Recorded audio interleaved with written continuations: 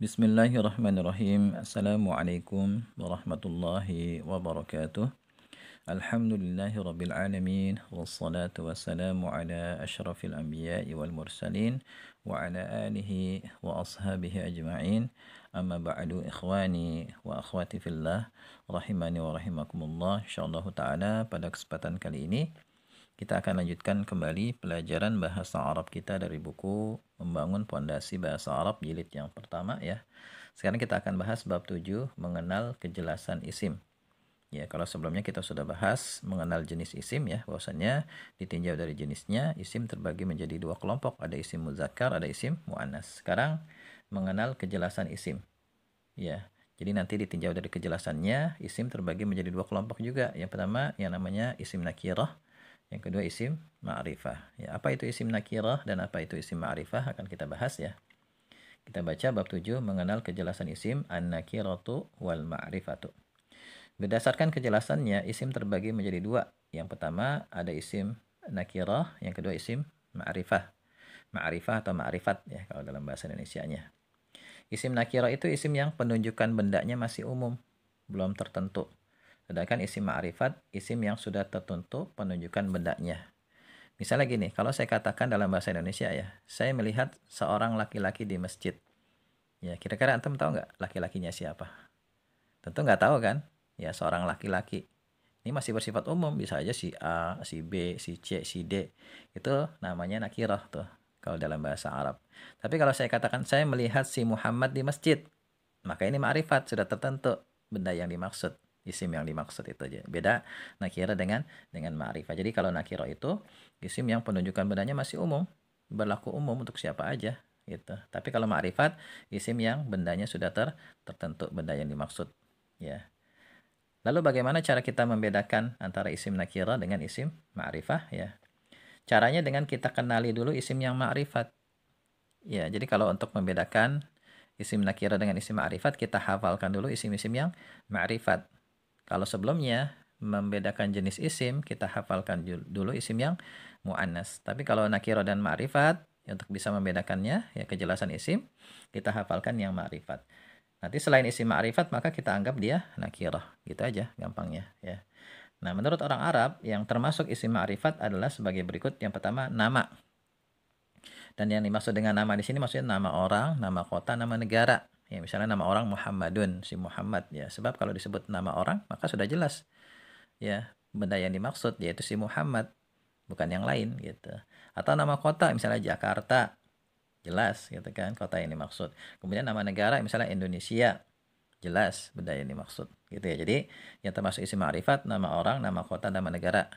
Sehingga tidak termasuk di sini yang antum bisa catat di bukunya. Tidak termasuk nama buah dan nama hewan. Ya, jadi nama buah tidak termasuk, nama hewan juga tidak termasuk. Ya, kayak misalnya asadun, singa. Ya, singa masih umum. Singa di dunia ini banyak, kecuali singanya itu dikasih nama gitu. Atau kucing, kitten, seekor kucing misalnya. Ya, masih umum nama hewan. Kecuali kucingnya dikasih nama misalnya si putih, si belang. Nah, itu baru ya misalnya kita punya kucing, ya kita kasih nama misalnya siapa gitu. Nah, orang pada kenal tuh. Kalau kita nanya ngelihat si ini gak main di sini, oh yang dimaksud sudah jelas gitu. Tapi kalau kita bilangnya begini, ngelihat kucing gak di sini, kucing kan banyak gitu, kucing yang mana gitu. Jadi nggak termasuk ya nama hewan dan nama buah, nggak termasuk nih, catat nih ya. Jadi yang perlu dihafal untuk isim ma'rifat nama orang, nama kota, nama negara. Nah, itu aja yang dihafalin. Kemudian yang kedua yang termasuk isim ma'rifat adalah isim yang berawalan alif lam. Ya, jadi kalau ada isim berawalan alif lam, berarti bendanya sudah tertentu yang dimaksud. Sehingga nanti nerjemahinnya gunakan kata-kata ini atau itu. Misalnya ar-rajulu, maksudnya laki-laki ini atau laki-laki itu. Beda dengan rajulun, seorang laki-laki. Laki-laki yang mana? Ya pokoknya laki-laki gitu. Al-qalamu, pulpen ini atau pulpen itu. Al-kitabu, kitab ini atau kitab itu. Nah, ini dihafalin nih, dua isim ma'rifat. Berarti selain yang dua ini, kita katakan dia nakirah. Gitu ya. Kemudian ada catatan di sini, ya kita bisa mengubah isim nakirah menjadi isim ma'rifat dengan cara menambahkan alif lam di awalnya. Misalnya baitun, terus sebuah rumah menjadi al-baitu, rumah itu. Ya. Sayyaratun, sebuah mobil menjadi as-sayyaratu, mobil itu. Gitu ya. Ini pembahasan kejelasan isim dan ini harus dipahami dengan baik ya sebelum kita nanti belajar menyusun kalimat. Sebab nanti akan terpakai dalam menyusun kalimat. Sekarang antum coba kerjakan latihannya ya. Saya tunggu antum mengerjakannya, matikan dulu videonya. Setelah itu kita bahas. Ya, silahkan dikerjakan. Ya, gimana? Sudah? Kalau sudah, kita bahas ya. Yang pertama di sini, sebutkan kejelasan isim-isim berikut ya. Mana yang ma'rifat, mana yang nakirah. Kita sebutkan ustazun, ya seorang ustadz, ini nakirah. Ya. Al-mudarrisu, guru itu ma'rifat ya, ada alif lam di awalnya.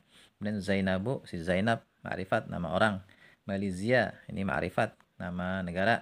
Arnabun, kelinci, nakirah. Ya, karena dia bukan termasuk ma'rifat. Kemudian yang kedua, tambahkan alif lam pada isim-isim berikut. Misalnya qamarun menjadi al-qamaru. Syamsun menjadi asyamsu. Imra'atun. Nah, untuk imra'atun ini ada pengecualian. Jadi bacanya bukan al-imra'atu tapi al-mar'atu. Ini catat nih. Imra'atun. Nanti kalau dikasih alif lam bacanya al-mar'atu. Ya, alifnya dibuang. Al-mar'atu. Kemudian dukanun ad-dukanu. Kemudian sikinun menjadi as-sikinu. Ya, demikian ya. Semoga bisa difahami. Ya, kalau antum paham, tuliskan saya paham, fahimna, dan tuliskan juga nama antum ya di kolom komentar.